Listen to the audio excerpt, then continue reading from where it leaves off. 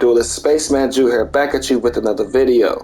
So today I'm going to be showing you how to make a deck in Yu-Gi-Oh! Master Duel. I'm not going to show you how to make some super competitive 100% win rate. No, I'm just going to show you how to just make this standard deck, right? Whether you want to play for fun, play for serious, or just semi-competitive. I'm semi-competitive.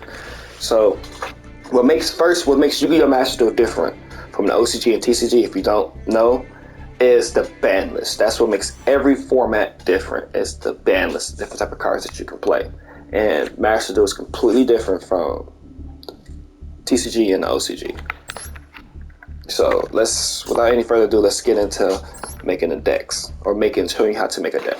So first things first, before I get to telling you what cards to pick or what deck you want to play, first things first, you need Maxi, Ash Blossom, and you need Called by the Grave. I know that this is 8 cards, it's almost a quarter of your deck, right? Especially if you're making a 40 card deck. But you need these 3 cards, right? 3 Maxi, 3 Ash Blossom.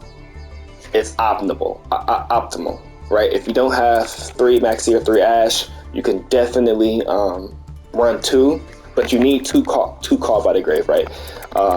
These cards help with everything when it comes to going second, going first, in the middle of the game, late game. These 3 cards are very, very powerful, and trust me, it will make your deck better. Just include these 3 cards. Don't include 1 of each. You need to include either 2 or 3. Obviously, Called by the Grave is only at 2. So you need to include either 2 Ash Blossom, 2 Maxi, or 3. Don't just put 1. It's not going to be effective. So first thing first is you need to figure out what archetype that you're going to want to play. We're going to do something simple here. War Rock, right? So first thing first, with any deck, right? When you look at the monsters or whatnot, or whatever, this is a really small archetype, so this is going to be somewhat easy. Like I said, I'm not trying to show you guys how to make some super competitive 100% win rate deck. No, we're just going to show you just how to make a consistent and just pretty much comprehensive deck, right? So first, let's look at the deck, right? Our archetype War Rock. Let's look at our searchers. Searchers are the most important thing. Any type of archetype, you're going to have at least maybe 1, 2, maybe 3 searchers, and maybe like a pseudo searcher, 1 or 2 pseudo searchers, something that it doesn't actually search to your hand, but it's like maybe sent to the grave or something like that, banishes, or so. It's a pseudo search, right? You can get to it. It sends it somewhere, and you can get to it some other way. So first thing first, our searchers are Portia, Mountain, and Medium. Okay. Portia searches both Mountain and Medium. Medium searches Mountain. So if you don't have one or the other, they search each other, right? And then none of that, Portia searches all War Rock cards. Mountain searches all War Rock monsters, and Medium searches War Rock spells and traps. So you have your main search cards. This is it. This is what you're going to be getting.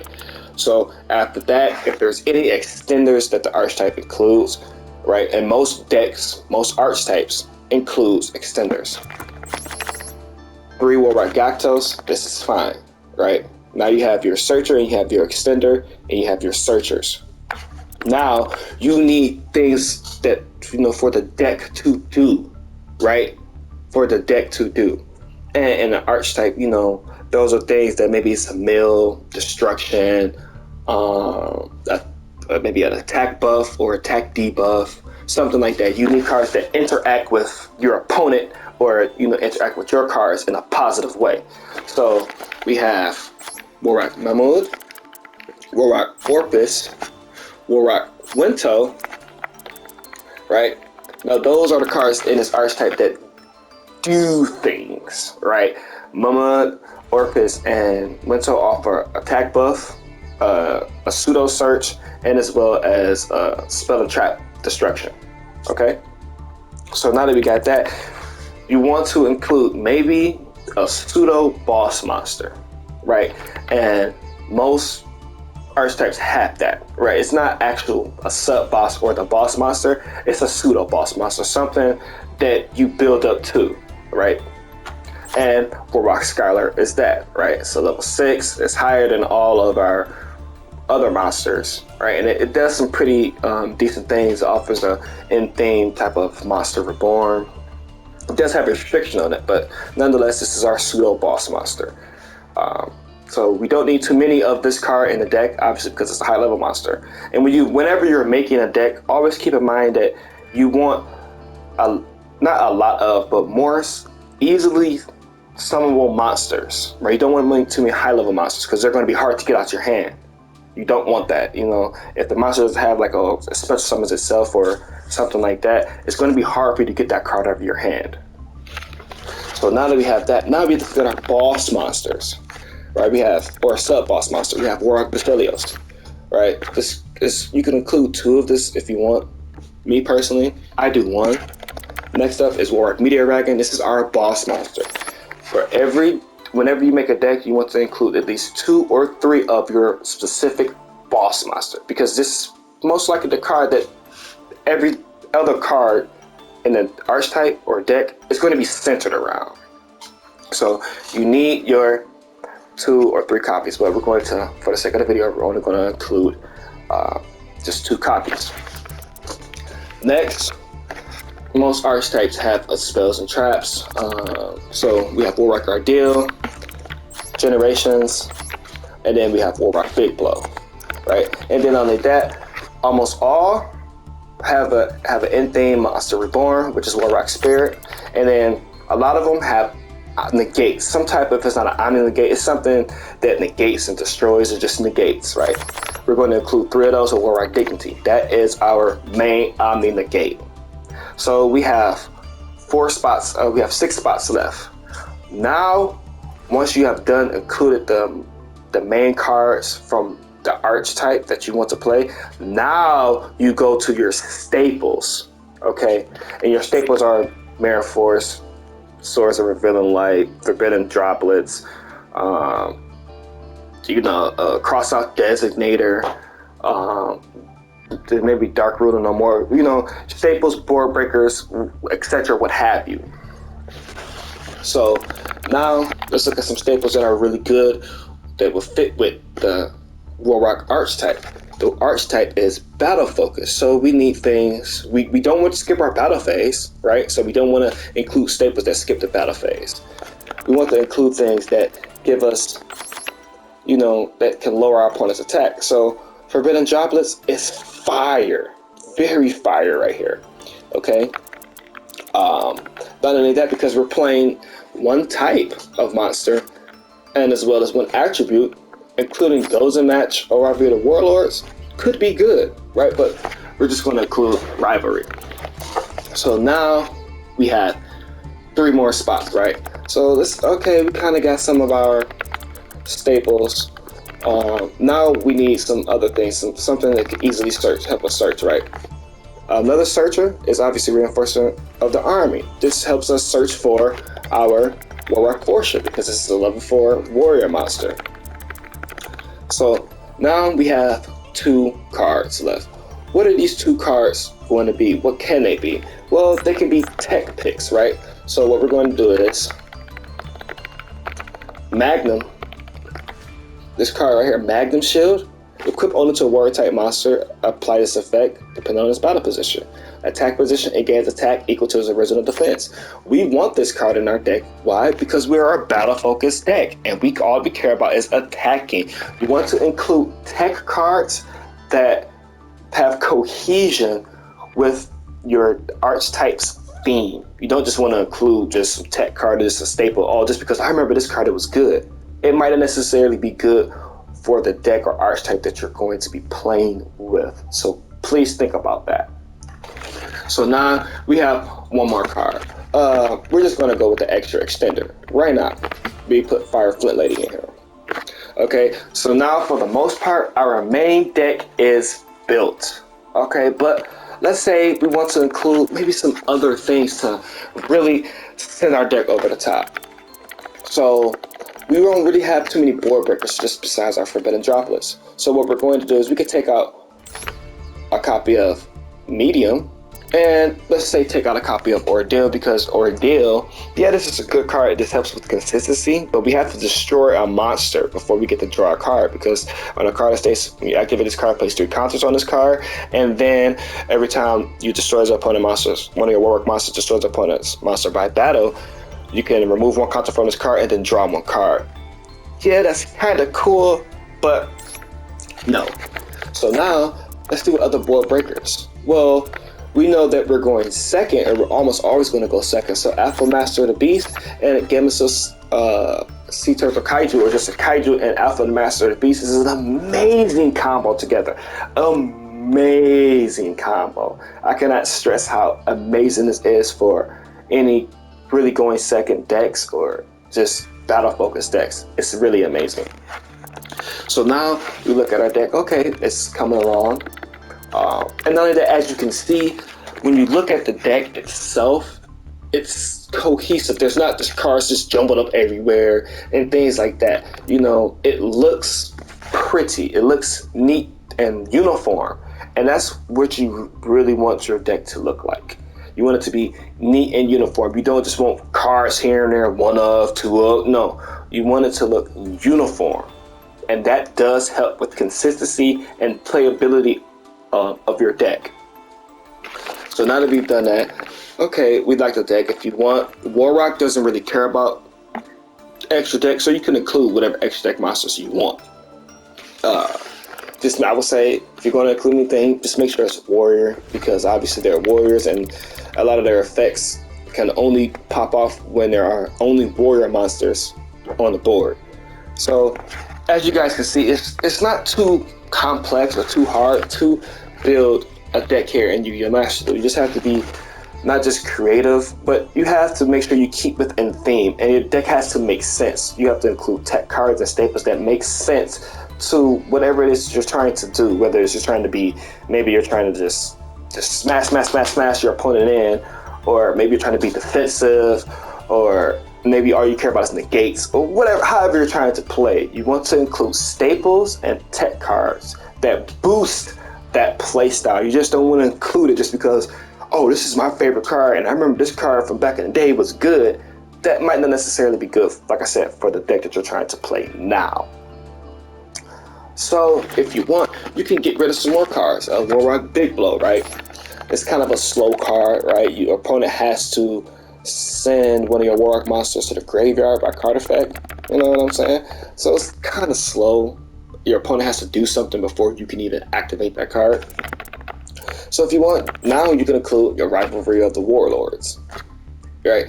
Now you're being very, very toxic here, right? Because you're locking your opponent down, right? Floodgating them with the attribute and type of monster. And you already have somewhat of a skill drain lock during the main phase, as your opponent can activate effects during the main phase if Warrock Medium and the level 7 or higher Warrock monster is on the field. So your opponent is locked.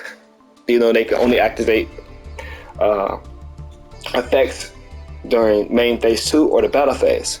But now knowing that, now that we know, okay, our opponent can only activate their effects if they're in the battle phase or main phase 2.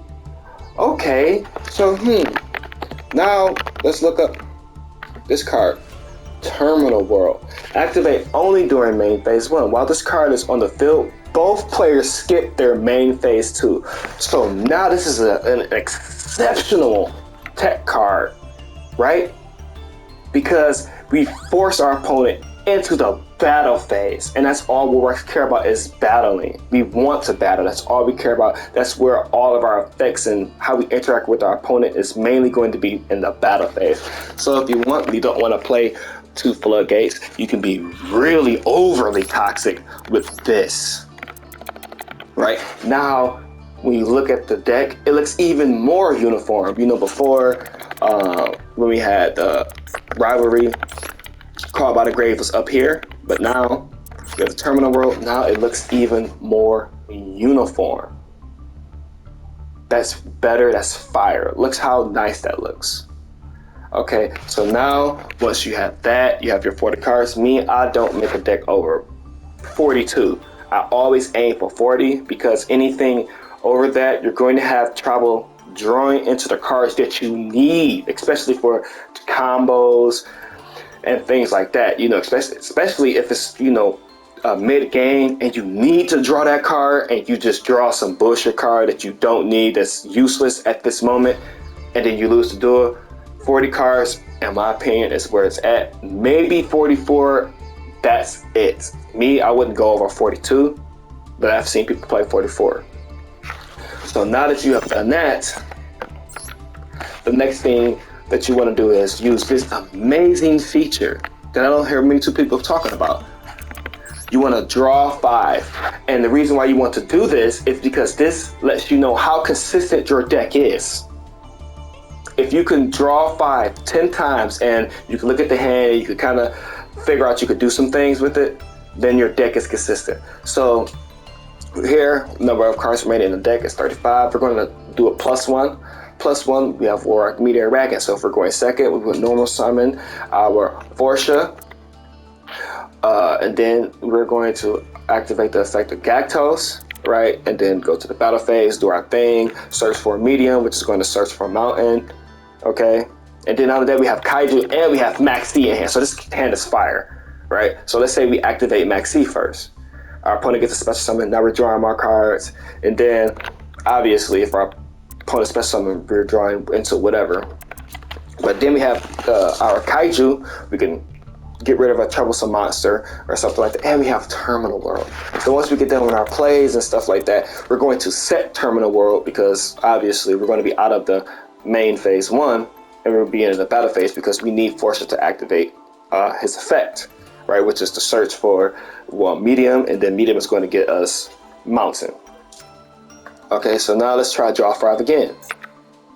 Here we go. This hand is this is a fire hand, right? So let's say we are going first. Okay, what we can do is we're going to obviously activate medium, search for mountain. Mountain is going to search for not Forsha, but Meteor Dragon, normal summon our Gactos, and we still have Ash Blossom and our Kaiju in hand for our next turn. All right, and then because mountain is on the field, we get to special summon our Meteor Dragon when our opponent goes into the battle phase. Okay, and then let's say we're going second with this hand. Draw, look at that, draw 1, we have our Meteor Dragon.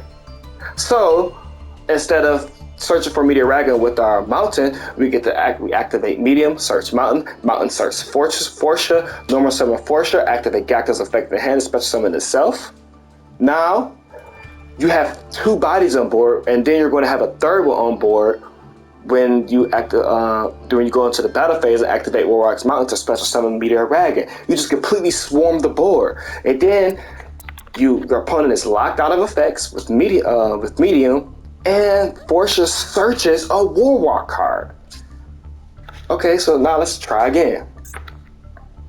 This hand, look at that. We have medium in hand again with Maxi and Called by the Grave. So let's say we are going second. We draw for turn, sucks. Draw for Maxi. But we have Maxi going second. So our opponent gets a special summon, even if it's once or twice. Right? We're going to draw into something. And obviously it would have been Maxi. But whatever, it's fine. But we have medium in hand. Medium searches what? Medium searches mountain. Mountain searches Forsha. But we don't need to search for Forsha. Why? Because we have medium. So what we do is medium was going to search mountain. Mountain's going to search for Meteor Dragon. And we have Warlock Dignity in hand. So that way when we go to the battle phase, we special summon our Meteor Dragon. Warlock Dignity is even more effective during the battle phase because during the battle phase we can negate a spell or trap card effect, which is ridiculous. We don't have that outside of the battle phase. We just can negate a monster effects, but during the battle phase we can negate any and all effects. So look at that. Then we have Called by the Grave to stop our opponent from, Ash Blossoming our search. Fire. Very, very fire. So one more time, this is the last time, draw 5. Crazy. So going second, this hand will be ridiculous. I mean, absolute ridiculous. So going second, we're draw for turn. We got Forsha. So once again, medium searches for mountain. Mountain is going to search for meteor dragon. We're going to normal summon our Forsha, equip our Forsha with Magnum Shield. But before we do any of that, we have our Alpha Master's Beast, so that way we can get rid of a troublesome card. And we have Forbidden Droplets, so we can get rid of that. Let's say it's a big monster with the attack, some 5,000 K attack or something like that. We get rid of that with Alpha Master of Beasts, and then Forbidden Droplets is for anything else. So we're going to activate Alpha Master of Beasts. Either our opponent's going to negate that. If they do, fine.